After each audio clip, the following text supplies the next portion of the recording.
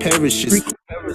Terrorists, rep 2A's PRP, that's a set. What we rep, that's the code to the death. You don't know, learn respect, break the chains of the debt. In my veins, in my flesh, motherland, nothing less. We the earth dispossessed, aiming first for your neck. You have, in more recent years, been affiliated with the All-African People's Revolutionary Party. Are you still affiliated? I am still affiliated with the All-African People's Revolutionary Party, which was founded by Kwame Nkrumah, whose objective is Pan-Africanism, the total liberation and unification of Africa under scientific socialism, and whose ideology is Nkrumah's tourism. And I shall stay with this party for a while.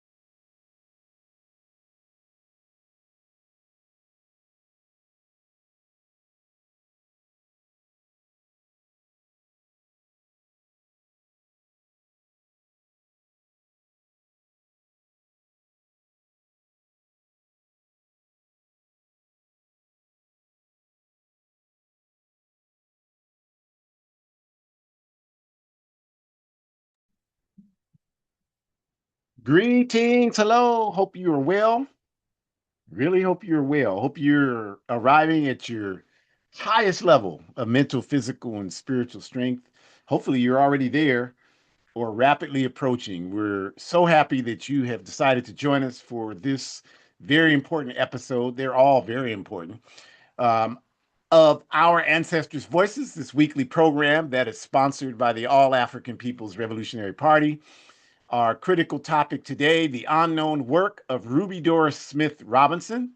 Ruby Doris Smith Robinson was executive secretary of the Student Nonviolent Coordinating Committee, SNCC. And as I've said, in my humble opinion, many times, I believe SNCC was one of the most, if not the most important organization in the 20th century in this backward cesspool country. And she was the person who, during the most tumultuous years of SNCC's activism, was oftentimes behind the scenes ensuring that the work could take place. So, really, one of the unsung sheroes of our movement. And we're going to talk about her today because it's important that we know who she is. And I wanted to, of course, give honor to the indigenous people of the Western Hemisphere. This is their lands, have been stolen from them. And just like us as African people, they have been placed in a political reality where um, everything they do is gauged and evaluated based on where it stands in relationship to the capitalist system, to the colonial system. And this is an impossible position to be in because the best case result is that you mimic the people enslaving and oppressing you. Um, within the system, that's the best case result. The best case result for us is that we fight and overthrow that system. But while we're doing that, the system we're fighting against will never do anything except gaslight you and make it seem as if you're the problem. For example, saying that indigenous people are alcoholics, and saying that African people commit the majority of the crime in this backward society. That those types of backward reactionary things that have no context, no analysis, and for the most part aren't even true. So that's important to recognize as we acknowledge them. I this past week had to serve on a jury trial. It was a murder trial, and people have asked me, since it ended on Friday. A lot of people have asked, why did you do it? Why didn't you get out of it? And I certainly know how to get out of something like that, and I have done that before. But this particular time, I had to ask myself a question because 20 something years ago, I did that. I got out of serving on a case, and it really, to be honest, haunted me since that time, because I always wondered if the person, then it was a heinous trial as well, heinous crime being accused. And I always wondered if they did it, I could have been in a position to ensure they weren't able to do it to anyone else. And if they didn't do it, I could have been in a position to help ensure that they weren't unjustly punished. And I know some of you out there, like, you don't, we're all abolitionists, but we're revolutionaries on this side. So there are many people that need to be punished. Okay. And there's a process that we go through, that revolutionary societies go through to do that in a just way. But anyway, I had to do this because I answered these people and I told them, if it were you who was on trial, and if you're one of those people that say, well, it would never be me, then, you're either living in a fantasy world or you just don't do a damn thing. But for those of us who, stand up, then it's always potential that we could be in that position for any variety of reasons. And so, the people asking me that are all activist people. So I answered them. I said, well, what if it were you up there? Who would you want deciding your fate? So that's why I didn't try to sabotage it. I did it. I ended up being the foreperson. They elected me to be the foreperson. And I think that, everybody involved in this case was indigenous. And so I felt like I needed to, step up and do that. And I'm not a magician, so the facts were the facts. I wasn't able to make that any different in the end result, but I was able to ensure that the group had to turn over every stone and think about every possibility. And I talked a lot about the cultural considerations and the system of colonialism. I don't give a damn if they didn't want to hear it. And a lot of them didn't want to hear it. I didn't give a damn.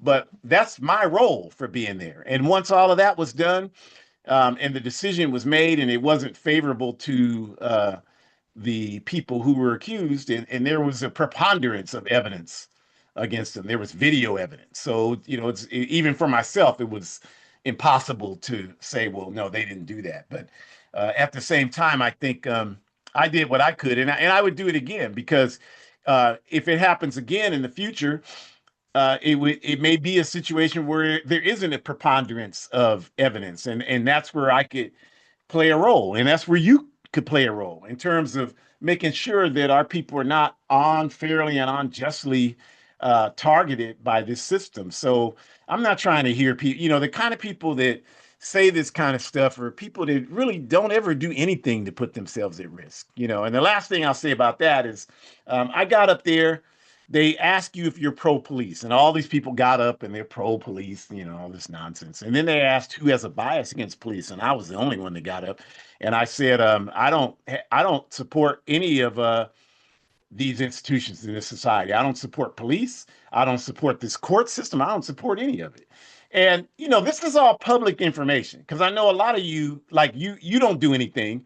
So you think everybody's like you. You think everybody doesn't do anything, like you don't do a damn thing. So, this is all public information. So if you don't believe me, you could reach out Sacramento Superior Court. You have a right as a so-called citizen of this society, and you can say they record everything. You can say, I want to get the transcripts from this trial. It was the people against Amorato and what was the other guy's name? Amorato and Santabanez. You can ask for that. And if you do that, you'll hear me up there. I have to identify myself. And I told them I don't have any faith to any of these institutions, but I know truth. I know the difference between truth and a lie. And I will always be honest. So there it is. So you can take that and do what it is. But I think that, I tried to, when I saw who the defendants were and I saw the people who were going to be in the position to judge them, I knew then that I had to do the best I could to ensure that as much justice as possible was carried out. And of course, our African ancestors, we mentioned last week the physical transition of Baba Sekou Neblet, and we certainly encourage you to study his tremendous contributions to our people's struggle. We lost a warrior, an icon. He was living in Ghana, just like Assata Shakur. I'm thankful that he was able to live out the last several decades of his life in peace in Africa, where he should have been, or where I should be, and where you should be, whether you know it or not. But he was able to do that. And for that, I'm eternally grateful. I'm eternally grateful that I humbly had the privilege to support him being able to do that. And so, I'm at peace with him no longer being here, 82 years old, but now I have the heightened responsibility to continue the work in his honor because he's not here to do the work for himself anymore. So we have to carry that forward. So honored to be able to do that. And we just appreciate those that come and participate. This program, Our Ancestors' Voices, is sponsored by the All African People's Revolutionary Party, APRP. APRP is a revolutionary independent mass Pan-African political party with a base in Africa. Our objective is Pan-Africanism, defined as one unified socialist Africa. And you might ask, well, why does he say this every week? We heard this, we know it. Because even though I say it, people who know me and know my politics reach out to me every week and they ask me, well, what do you think about this person being elected into this office? And I'm like, I don't care. I don't give a damn. I don't. Like, I'm not asking you, what do you think about, this organizing technique we have to organize for revolution? Because I know that's not your focus. So I don't know why you keep asking me that.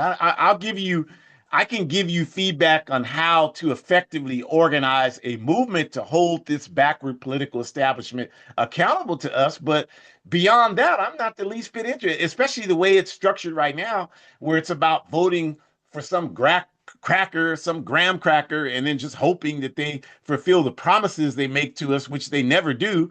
I have zero interest in that. So that's why we have to make it clear who we are and what our focus is. And our work to achieve Pan-Africanism is outlined in Kwame Nkrumah's Handbook of Revolutionary Warfare. If you read it yourself, I'm going to tell you right now, you don't really understand it. You got to read that in a group of people who are involved with the work so you can understand how the words translate into practical reality. So I encourage you to do that. And then you can understand what we're talking about when we're saying organizing for Pan-Africanism. And Our Ancestors' Voices is hosted each week, different variations by myself, Ajamu, and daughter, Dr. Shakura Umi. This week and next week will be in our typical format where, I do this and then the last part of the program. And then the week after that, we have Shakura coming up again for another one where she's primarily doing it. And we're just going to continue to find ways to do the program differently. But at this point, I will stop and hand it over to Shakura. Thank you. Appreciate you. Greetings, everyone. Hello, hello. Good to see you. Thank you for being with us. We are so excited to speak to you today about a particular individual.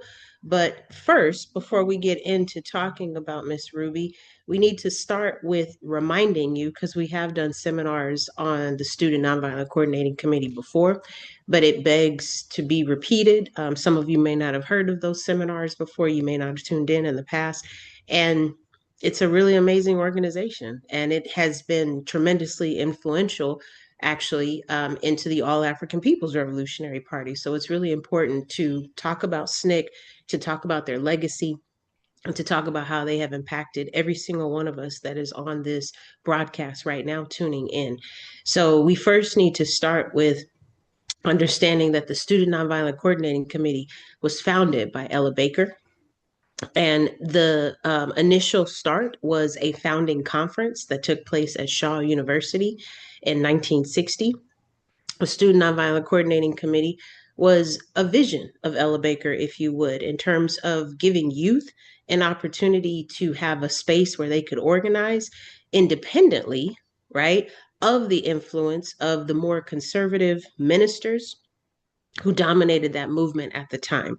And I really, really, really want to stress this because one of the things that I adore, appreciate, and admire, I love using assemblies. I adore, appreciate, and admire the Student Nonviolent Coordinating Committee because they helped students to understand not only that they had a responsibility and an opportunity, but to help them understand what their power is. And I think for a lot of us, I think we think that we need to, be major people. We need to be big shots. We need to be influential people. We need to be, up and coming. We need to be this. We need to be that in order to make change and in order to do something and in order to cause change and to change the way systems work and to push against them, to resist them. You don't have to be a big shot to do these things. You might be a person who people know, and you might have a huge social media calling, or you may not be a person that people know. It's not about how much influence and power you have on people. It's about your humanism that you have inside of yourself. It's about your humanity. And it's about the fact that you know the difference between right and wrong. As Baba Ajamu just pointed out, you can critically be able to dissect that. You can analyze it, and you understand that compassion and humanity, not only for self, because we need compassion for ourselves, but also for humanity, is the driving force as to why we push against systemic oppression every single day. You're either a part of the solution or you're a part of the problem. So we have to kind of think more about that, because I think a lot of people think, oh, I'm not important enough to make a difference. And that's simply not true. And it's also kind of an excuse. So we have to really dissect that. Like, why do you feel that way? And really break that down. And if you're not sure or if you're hesitant, just think of the Student Nonviolent Coordinating Committee. They allowed students to understand that they had a responsibility and a role to play. These were students, you all. They had not graduated yet. They still needed to go to school, to go to classes, and they still found time to organize while they were doing all these things. Like, we really have to think about that. They put their lives on the line and they still found a way to study for their tests and get to school the next day. That's a big deal, you all. And a lot of times when I'm talking about the Student Nonviolent Coordinating Committee, that is the first thing that I mention. Student Nonviolent Coordinating Committee. Not people who have mortgages and loans, but students who were making a change and standing up for what was right, you all. How humbling is that to know that these are people who were probably half our age who wanted to make a difference. And thank you to Miss Ella Baker for wanting to create a space for them to do that. That is so important. We need to really break that down and process that, really, really process that. So from that conference and moving forward, the Student Nonviolent Coordinating Committee was a central force in terms of helping to organize freedom rides, which I'm sure you're familiar with, the sit-in movement, the 1965 Immigration Reform Act. There were two pivotal civil rights campaigns. One, the Mississippi Freedom Democratic Party as of 1964, and the Lowndes County Freedom Organization of 1965. And this particular organization just had a lot of influence, not only on some of the work that was happening all throughout the United States, but don't forget, you know, a lot of times when we're talking about why we need to be connecting everybody's struggles together, so why we should be standing with Cuba, even if we don't identify as being Cuban, right? Why we should be standing, excuse me, with Palestine, even if we don't identify as being Palestinian, why we should be standing with the indigenous people, and why we acknowledge and try to give honor to them because we are on their land using their resources, why we acknowledge African ancestors, because without them we would literally not be here, because we all know that Africa is the cradle of civilization, right? The birth of civilization. So just having these kind of conversations, it's important to note that folks that were not born in the US were always mindful of what was happening during the civil rights era. This is what they talk about. When you hear speeches from Fidel Castro, when you hear speeches from Kwame Nkrumah, when you hear speeches from other comrades who were born outside of this space, there were always influences that were happening. I talked to you all, I think it was last weekend, I might be getting my weeks confused, but we talked about Carlotta Lusumi, and we also talked about some of her comrades who helped to organize one of the largest slave revolts in Matanzas on the island of Cuba. But what you also may remember from that presentation was I also said that there were other slave revolts happening around the time that Carlotta and the comrades organized to do the massive one where they were taking lives and she was holding the machete in the photo. And I think that that's important to mention, because no one is independent on their own. No one can make change on their own. No one can do anything that affects mass groups of people by themselves. It just doesn't work like that. It does not work like that. We have to continue to think about all the different ways that we all have impacted one another. So this is why, you know, the work that was happening in Cuba was impacting us, but at the same time, Fidel Castro was paying attention to what was happening in the US at that time during the 1960s. There's a connection there that's being made. There's a connection with Kwame Nkrumah and why he decided that he wanted to travel the world, because he wanted to get a better landscape and bird's eye view of what was happening to Africans. So this is why he went to school at Lincoln University in Pennsylvania, so that he could get some more information and context. He also went to school in parts of Africa, yes, but he also went to school. He went to ministry school, and he also decided to pursue other degrees so that he could just get different exposures to that. Marcus Garvey traveled across the world, not just Jamaica. He traveled across the world, and he saw that no matter where he was going, Africans were struggling financially, health wise. They were struggling economically. They were struggling emotionally. He noticed that. Even Ernesto Che Guevara traveled the entire country and saw with his medical skills that people were in desperate need of medical attention. This is why he created the motorcycle diaries, because as he was traveling, he saw that children were starving. He saw that parents couldn't afford food for their kids. He saw that parents were giving their kids their last food, and the parents were starving because they were trying to give their all to their children. And this is why he decided there needs to be a change. I can't just become a doctor because I'm not really addressing the underlying issue. The underlying issue is that people have economic barriers and boundaries in place that are preventing them from being healthy. And I totally agree with that. This is why I went into public health as well.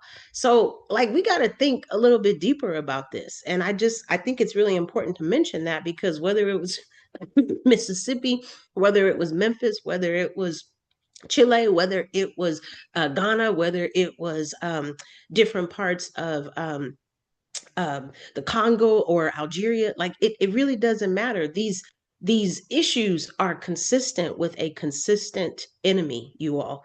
And the sooner that we all learn that, the sooner that we all learn that there is a consistent enemy, it goes by the name of imperialism.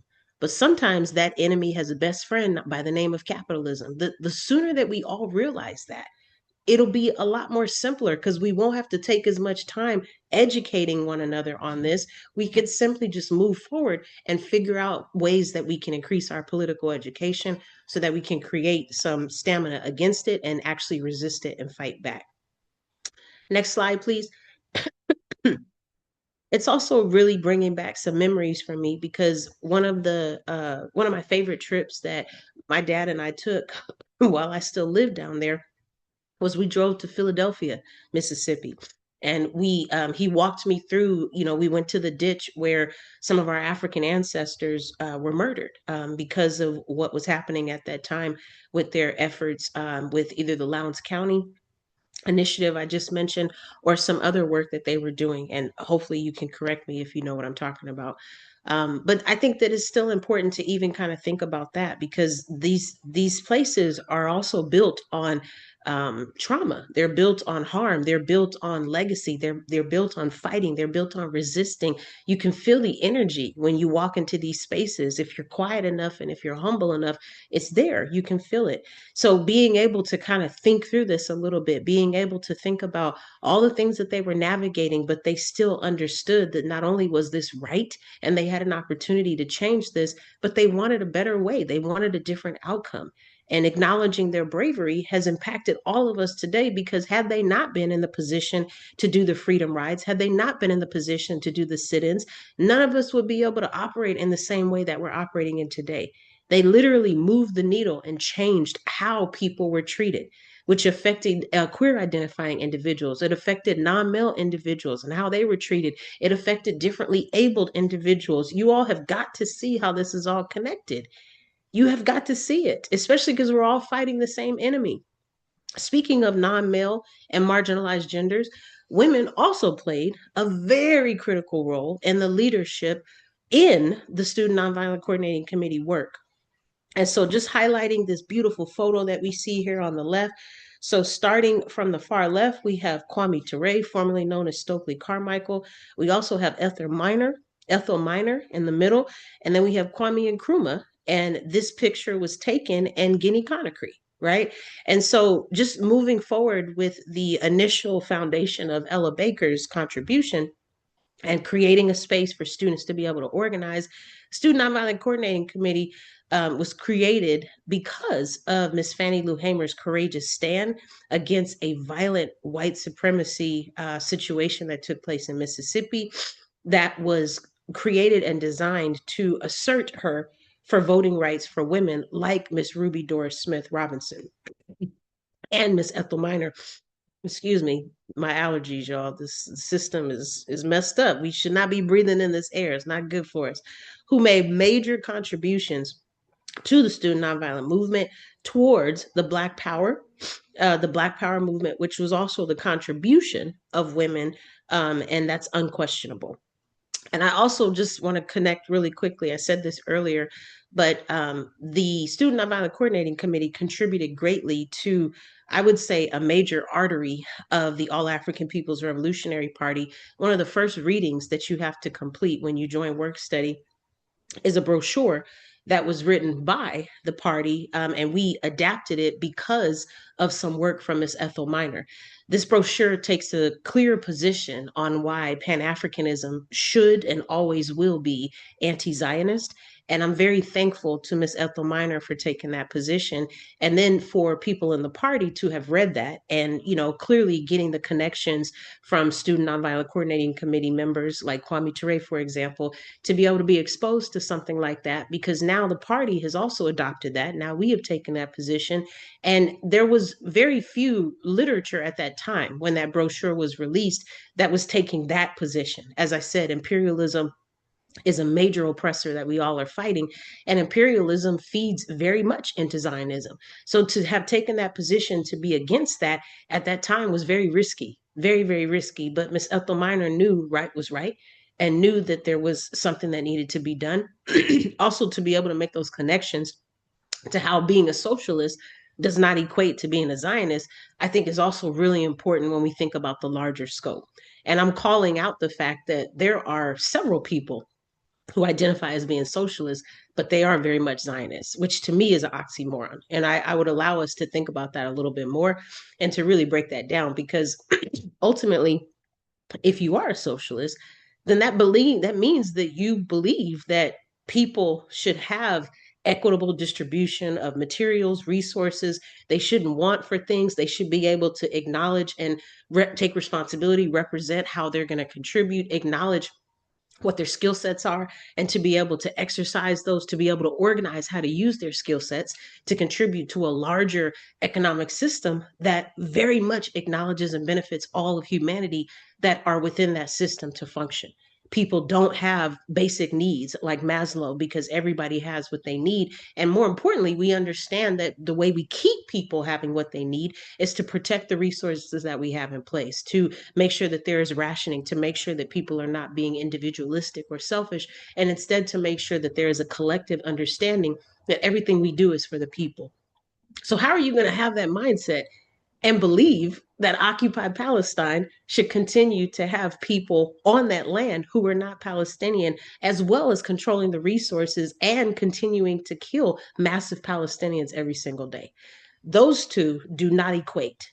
But you should be surprised at how many socialist people are actually Zionists. People who are pro labor unions are Zionists. People who are pro being anti-patriarchal and are Zionists. Those two do not compute, you all.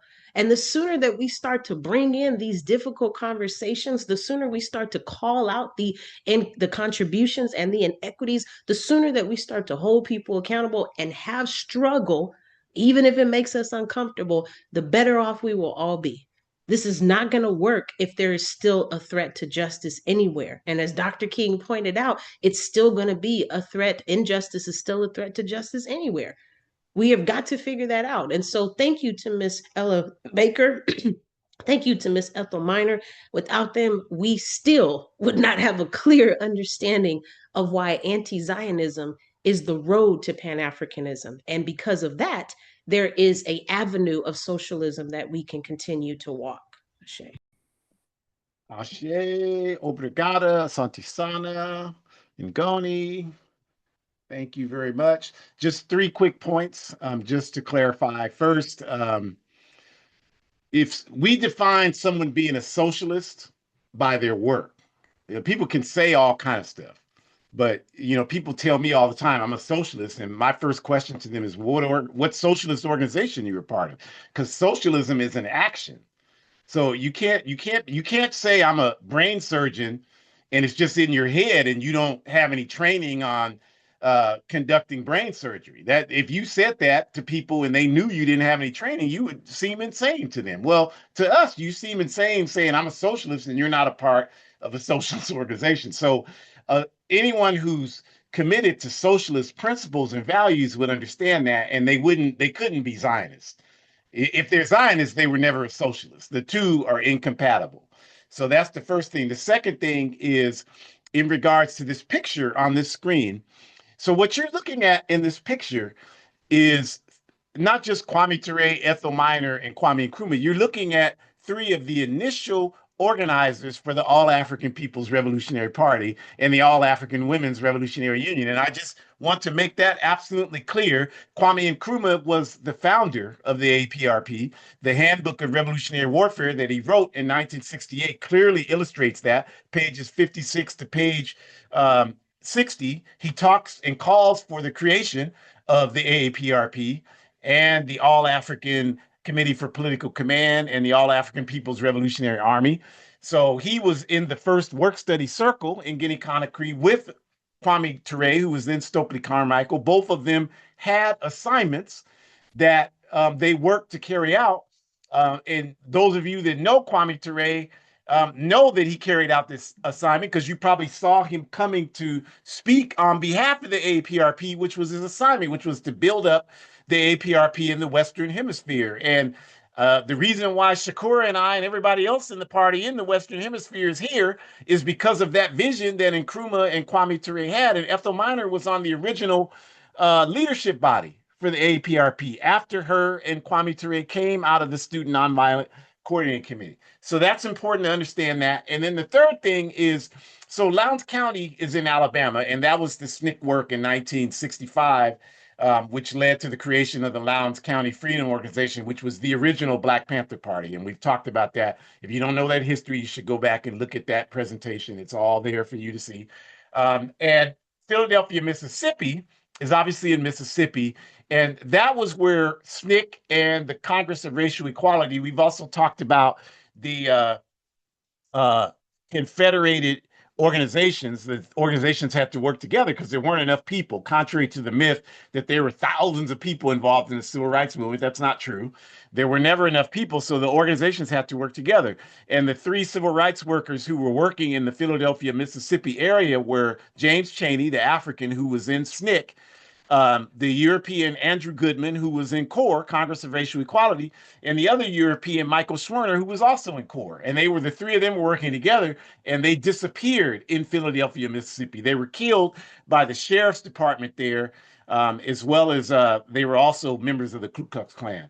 And Roy Mitchell, who was the FBI agent assigned to that case, did nothing. And he was the one that it set up William O'Neill to sabotage Fred Hampton in Chicago 5 years later. So just wanted to clarify that and give you some additional information. And we'll go back to Ruby Doris's origins. So she was born in Atlanta in 1942. She grew up under, obviously, the racist segregation system that existed there. And she engaged in daily resistance. And that's important to state because a lot of us accept the narratives of our enemies. And our enemies perpetuate this nonsense that we just, we're oppressed and we just accepted it and we just prayed to Jesus and we just accepted being brutalized. That's a bunch of bullshit. We never did that. Our people always resisted. I remember my father talking about when he was growing up in Shreveport, Louisiana, during that same period, that he and his friends would intentionally go and drink out of the white-only water fountains and run. The Europeans would come and chase them and shake their fists at them and call them all kind of names, and they would do it consistently. They would consistently use the bathrooms, and this was widespread. You got to understand that. Our people are human beings. We have agency and dignity. We're not going to just accept no oppression like that and sit down and pray to a God that doesn't even exist.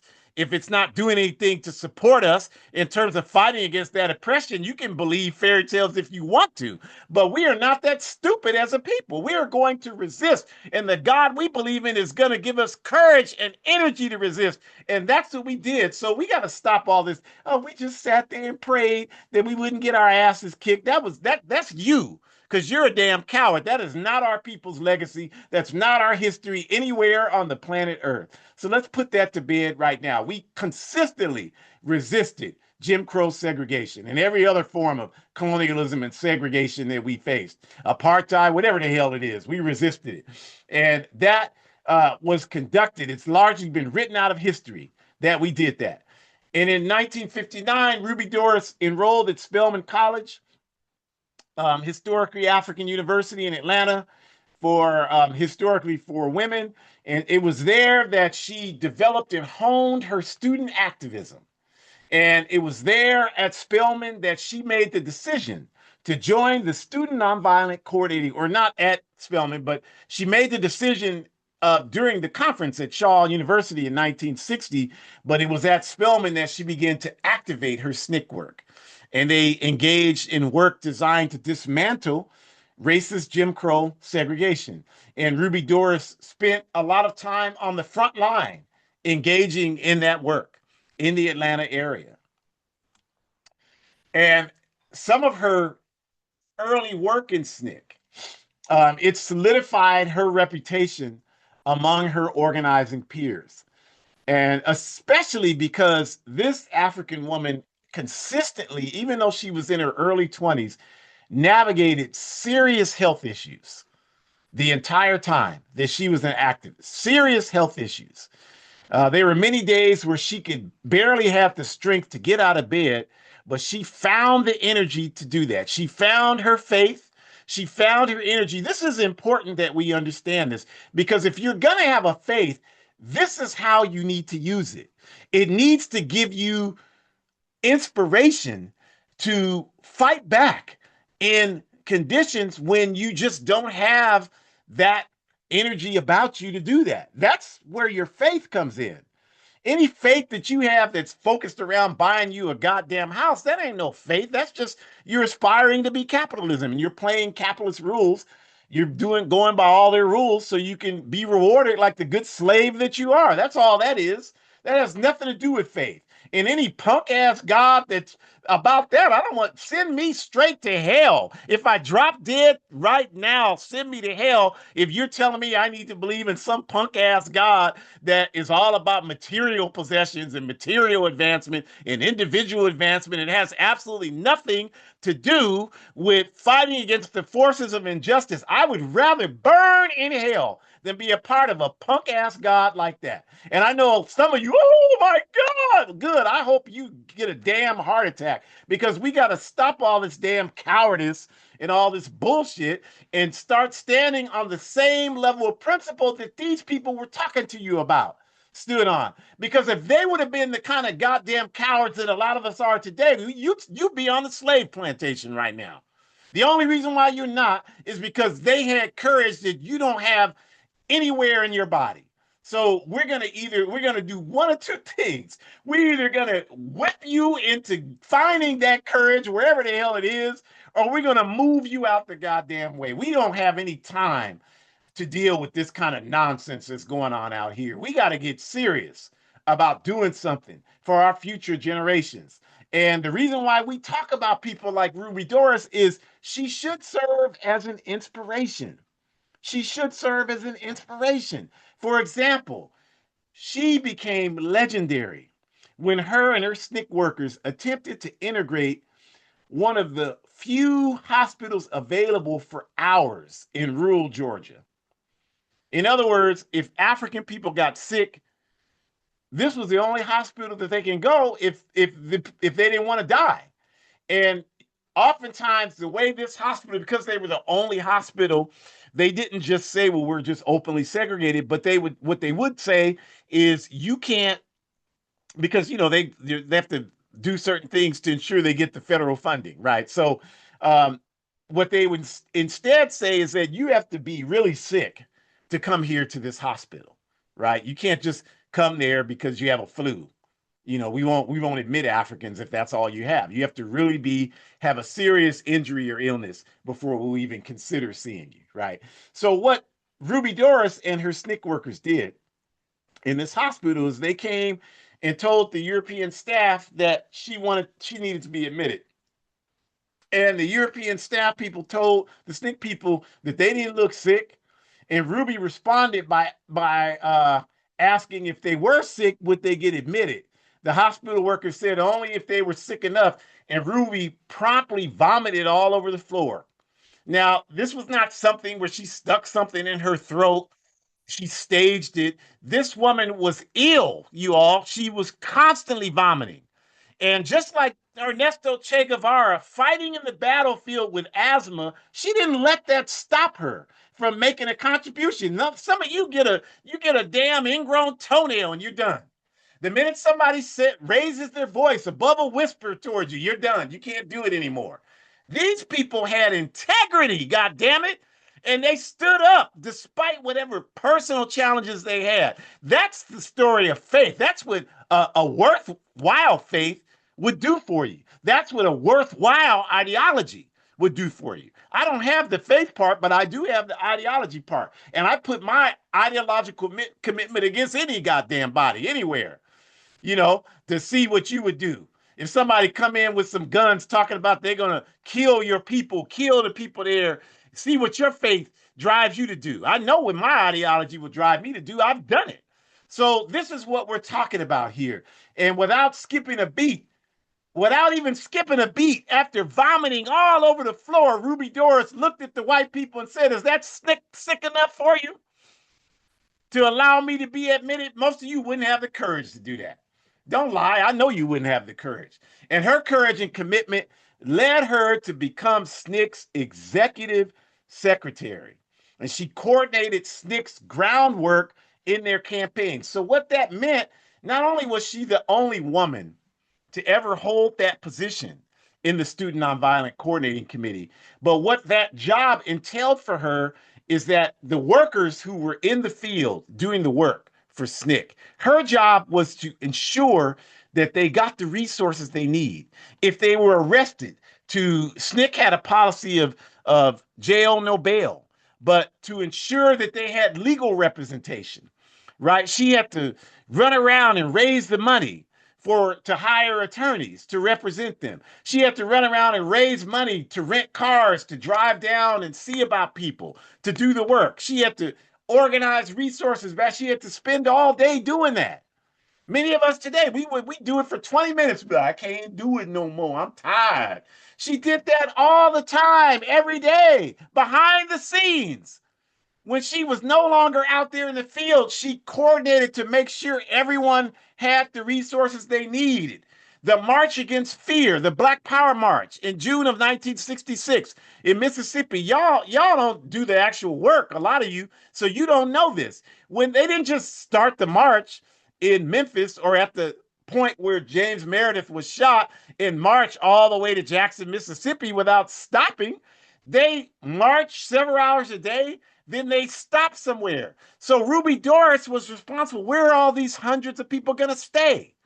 What resources would be available to them for lodging, for food? Her responsibility was to facilitate all that. A number of the people needed to go out in front of the march to organize people so that they would be prepared once the march came to them. This was one of the jobs of such brave and courageous organizers in SNCC, like Brother Mukasa Dada, who is still with us, still fired up, still doing the work today, still one of my mentors. He was Willie Ricks then. He would go out to the sharecroppers and talk to them about Black Power and talk to them. And this was dangerous work. These were places that were infested like roaches with the KKK. And he went out there on his own with a couple other people, and they did this work on their own. They didn't have anybody with them. They didn't have anybody watching their back. They were doing the work because they had courage and dignity, goddammit. I'm going to drive that point home. You can click off if you want to. I don't care. If you do that, you weren't meant to be here in the first place. You just came for whatever reason, I don't know what reason, only you and your God know why you came. But we're going to talk about truth here. That's what we do here. So if you're new here, then get used to that. I know you're not used to that because, your truth is your truth and my bullshit. Truth is objective. And we're talking about objective truth here. That's what we're talking about right now. So this is what her job was in SNCC, you all. That march I just mentioned, the March Against Fear, the Black Power March, she had to organize when they had, if you know the story, you know they went to the schoolhouse in Canton, Mississippi. And the police officials didn't want them to stay there. The white officials, racist to the core, they didn't want them to stay there. And Ruby did the work to get the black school board to agree to let the marchers stay on the ground. This was the work that she had to do behind the scenes. And then the people came and said, no, they still can't stay there, even though they overruled the school board, even though they had no authority to do so. So now they have to make a decision in the heat of it. And the police told them, if you stay here, we're going to arrest everybody. And they had to make a decision. And her job was to be a key voice, even though she wasn't physically there. A lot of you make these, I can't go, so I can't do nothing. She wasn't physically there, but her job was to make a key decision in determining what they would do. And they got on the phone and they talked back and forth because they didn't have the type of cell service that you have today. They had to do work to make sure everybody was communicated with. You call one person, you get their perspective, you hang up. You call somebody else, you get their perspective, you hang up. You call the first person back again to tell them what the second person said. This is the kind of work these people did, you all. And here you got a phone where you could talk, you got Zoom where you could talk to 100 people and you can't get 2 people to talk about a damn thing. You can't get 2 people on there to talk about the same thing for more than 5 seconds before it goes all straight to hell. I mean, and these people did all this work with nothing. I mean, we should be ashamed of ourselves today. We should feel shame for our inability to do more than what we're doing right now. We should look in the mirror. Each and every one of us should go stand in front of a mirror right now, look in it and say, you aren't worth a goddamn. We should do that because we are not living up to our responsibility. And I don't care if you get mad. I hope you do get mad. I'm mad. Shit. You should join the club, goddammit. You should be mad. At least we can get you mad at something. These people bombing the hell out of everybody around the world, and the only thing you talking about, I want to get a Long Island iced tea. Hell, we want to make you mad. You damn right we want to make you. At least we can know that you're human if you get angry about this. At least we know you're still breathing. So we want to do that. So this is the work that this woman did, and she was one of the key voices in that conversation that y'all need to stay at the school board, no matter what the people said. And no, everybody knew. I know what some of you think because of how you live your life. Well, she wasn't there, so she could say that. But everybody in SNCC knew that Ruby Doris wasn't afraid of a goddamn thing. She wasn't no coward like a lot of us today. So they knew that if she could be there, she would have been there. But if you know anything about strategy, you always want to make sure you have some people who are not there so that they can make sure that they organize resources for the people that are there. That's just common sense. And any good organizer knows that. So clearly that was her role. And it was a very critical role. And you always need to have people who perform that task. And that's what she did for SNCC. So her contributions, Ruby Doris's contributions. First, we should talk about she was a part of a major, significant part of SNCC's movement to the left in the 60s. You know, SNCC started out under the influence of the Southern Christian Leadership Conference, Reverend Dr. Martin Luther King, and all the other Southern Baptist ministers. And that had a lot to do with the whole dominance of the philosophy of nonviolence. But we've talked a lot. You should look at it if you haven't seen it. We talked a lot about how the SNCC organizers, they work differently than the people in SCLC. They work differently than Dr. King. Dr. King would come through for a big event because, people treated him like a celebrity. Nothing against him. He didn't ask for that. But I'm just saying the objective reality is that he would come through and do speeches where all these people would come hear him speak, and then he would leave. He may get arrested. He may do that. He certainly made sacrifices. I'm not saying he didn't. There was some black coon with a video I watched before I got on here talking about Martin Luther King was a plant. Martin Luther King was a plant. And I wrote to him, I said, Martin Luther King sacrificed more for our people with his farts than you will your entire life. You stop talking about Dr. King. You don't know, whoever paid you, they're not paying you enough. So we respect Dr. King, but he was a mobilizer. He came through, gave the speech, and for the most part, that was his work. He left. The SNCC organizers came under the radar. They were not in the media like Dr. King was. They went to people's houses and did day-to-day organizing work, talking to people, getting people to come to meetings, getting people to carry out tasks, working to build capacity. And you can't do that work in a violent environment if you're in the news every day. The Klan would find you and hang you, lynch you. So you have to work under the radar. So because SNCC workers did that, they saw the raw terror that our people experience on a day-to-day basis when the media wasn't there in Mississippi. They saw that. They lived with that. And that is the reason why SNCC workers became more and more radicalized. That's the reason why that happened. Black power didn't come out of nowhere. It came out of them understanding, as Kwame Ture said, I have it right on my wall here, in order for nonviolence to work, your opponent must have a conscience. The United States has none. In order for nonviolence to work, your opponent must have a conscience. The United States has none. All of the SNCC people who are on the ground dealing with that raw terror every day, they understood that. And they understood that it's a waste of time to be trying to appeal to an enemy that has no moral conscience, that has no morality, that's basically a soulless being. The United States of America is a soulless entity. Everybody that supports the United States of America is a soulless entity. Everybody who calls themselves any type of American is choosing to be a soulless entity. There is no way around that.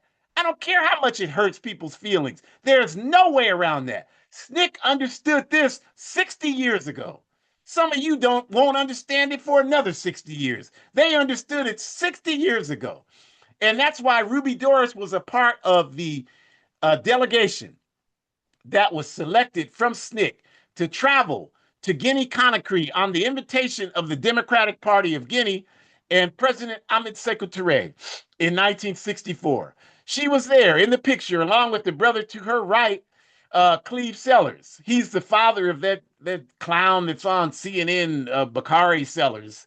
If you ever watch that, I don't know what happened between father and I don't know why the father was one of the most militant people in the movement, and the son is an apologist for everything capitalist. But that's none of my business. But anyway, there were other people that went on that delegation. Robert Moses, for example, was there. James Foreman was there. Miss Fannie Lou Hamer went to Guinea, and we've talked about that. We talked about how the trip to Guinea radicalized the SNCC organizers. After going to Guinea and seeing African people with dignity, representing us as African people, and then also having the opportunity to be treated as diplomatic guests to sit at the table with President Touré. Miss Fannie Lou Hamer talked about it. This is a woman with a third-grade education who was a sharecropper in Mississippi, who sat next to President Ahmed Sekou Touré, and he talked to her through an interpreter and gave her a hug. And she was like, this is a woman who the leaders in this country wouldn't even deal with Miss Fannie Lou Hamer. They wouldn't even give her an audience. And so after experiencing that in Guinea-Conakry, there was no way these Africans could come back here and accept this kind of substandard treatment. And this is where the Black Power movement came from. So don't stand here and tell us, well, Africa never did it. You sound like a goddamn fool if you believe that. Don't sit here and tell us that. We know our history. We know better. We're not like you where we just rely on PhDs from YouTube. We study history. We know what happened. We know they went to Guinea. We know they came back stronger. Even John Lewis, who was on that delegation, who would never be confused as a militant, he even said that I could tell it changed the attitude of the SNCC people. And 2 years later, when he was defeated by Kwame Ture, Stokely Carmichael then to become chair of SNCC, he referenced it. I knew from when I went to Guinea that things were changing. He recognized that. He understood this was 60 years ago. So this is what happens. And with the rise and influence of the Black Power movement, Rui became a part of SNCC's emerging militant leadership. People like Kwame Ture, who was Stokely Carmichael then, Mukasa Dada, James Foreman, Cleve Sellers, Ruby, and others were a part of that executive committee. And some of them were not on that, but they were the people who were now governing SNCC. These were the folks that you're looking at here who decided in 1967 to adopt Ethel Miner's paper and make SNCC an anti-Zionist organization. They were the ones. And when they did that, they knew that their funding would dry up, and it certainly did after they did that. But again, these were people, young people, who acted on dignity. They didn't act on fear and selfishness like a lot of us today. They acted on dignity, goddammit. Learn what the hell that word means. Some of us really need to understand what that word means. They acted on dignity because that's basically disappeared in this society today, other than a few people. And we need to get that back. We are going to get it back. So sadly, Ruby Doris's health challenges. I mean, this is a sister. She was so influenced by going to Guinea, she named her son Sekou. But sadly, her health challenges resulted in her losing her battle. She had cancer. She had it the whole time. In 1967, she was only 25 years old when she lost her life. And she went down fighting. Nobody even knew she was near death. She kept fighting to organize and stick until she just physically couldn't do it anymore. So these are the people that I look to when I get discouraged. And I don't stay discouraged very long because I know if they can deal with what they have to deal with, I damn sure am going to deal with what I got to deal with. And you should be looking at it the same way. Oh, I know I'm demoralized. This happened. I can't do it. You aren't going to do it anyway. We need people who are willing to fight through adversity. This is not going to be easy. This work is never going to be easy for us. We need people who are going to be like Ruby Doris Smith Robinson. And if you're that person, we are looking for you. We need you. Your people need you. Ruby Doris is gone physically. but her legacy will live and inspire us forever. She was a strong voice against anti-patriarchy in SNCC, and we need that today. So we live and we respect her. I never had a chance to meet her. I was 5 years old when she made her physical transition, but she has lived with me my whole life and will continue to do that. And I thank her for her contribution. And the best way to thank her is to continue her work.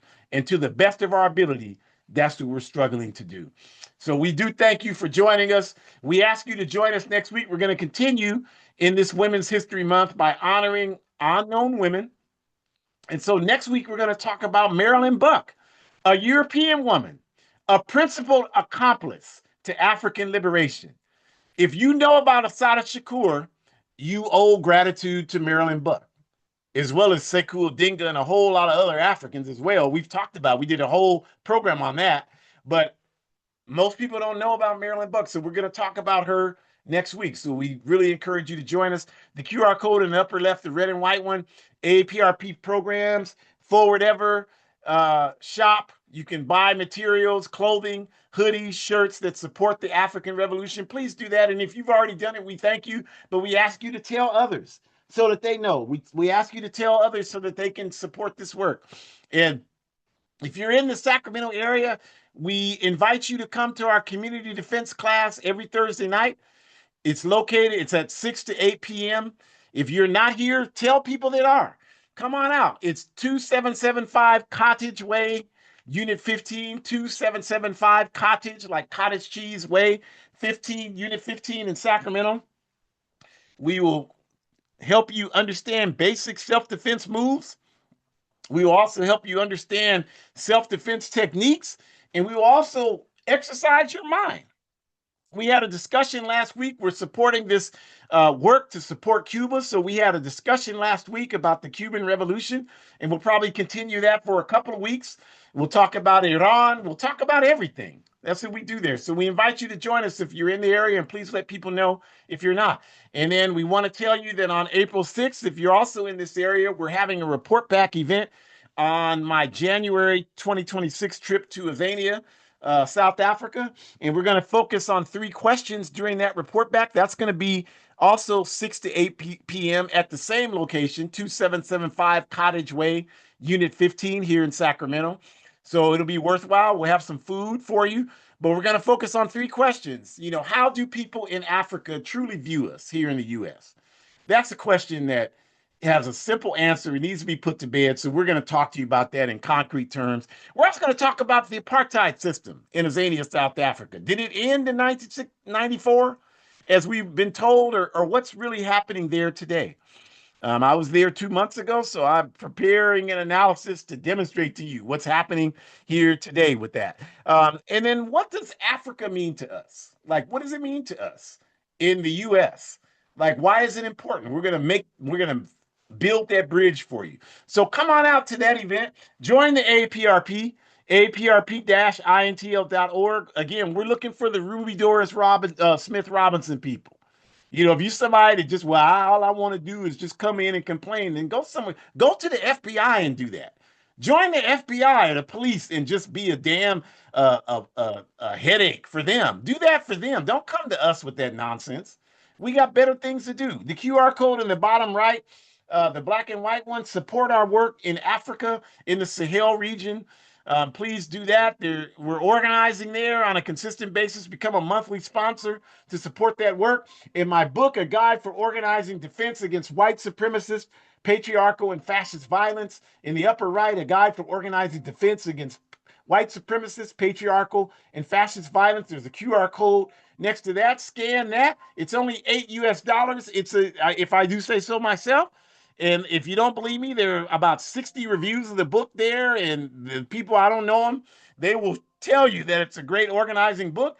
And also 100% of the proceeds go towards the anti-fascist work that we're engaged in, including the self-defense classes, among other things. So thank you for joining us. Forward ever, stay strong. Don't believe what these people are saying. We are winning. Enjoy the rest of your day.